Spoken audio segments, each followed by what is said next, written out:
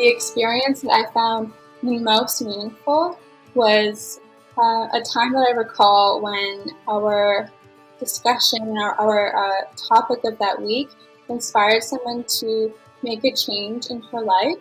And one week we were talking about relationships and boundaries and sort of healthy relationships, things like this, and outlining some unhealthy behaviors to watch out for, and that nobody deserves to be in that kind of situation. And the following week, one participant came and we were talking about how our weeks went, and she shared that she had broken up with her partner because she noticed a lot of the things we were talking about she saw in him and saw in their relationship, and felt like she really wanted to make that change. And just knowing that what we talked about in the group really actually impacted her and hopefully helped her is really, really meaningful. One of my favorite stories is when the parents checked in one week around a situation that happened with their son. He was taking chocolate and hiding it in his room.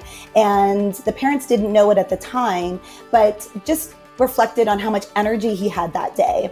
So the next day, when the dad was helping his son clean his room, he came across the candy wrappers, and the boy knew right away, oh my gosh, I'm caught here. And before anything could happen, he said, okay, before we do anything about the chocolate, let's all take a mind break. For example, one child was participating in a program other than the Bounce Back League and began experiencing a bout of frustration. And as that child was experiencing that frustration, the child stood up and went to his safe and quiet place inside of the club, which he learned in the Bounce Back League program. When he was in his safe spot, the child used the calming techniques, once again, the calming techniques that he learned in the Bounce Back League program. And 5 to 10 minutes later, the child stood up and rejoined the rest of the group in the other program. So that was something that I firsthand observed as a child, learning something in the Bounce Back League program that benefited him greatly, and applying that in other areas of his life, and more specifically other programs that he was participating in at the club. One young student was making a tower block with his dad. They were attempting a very complex building, and Dad was getting a little frustrated. It might have been a little beyond the student's skill level.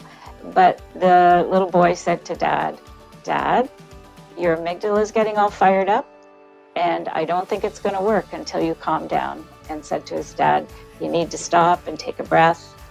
You need to slow down and calm so you can think with your prefrontal cortex. His mother was so surprised that she sent a note back to us at the school to say that this had happened at home, and that she was very surprised and impressed about what the little ones could learn about how their brain functions and what they can do to calm down and focus.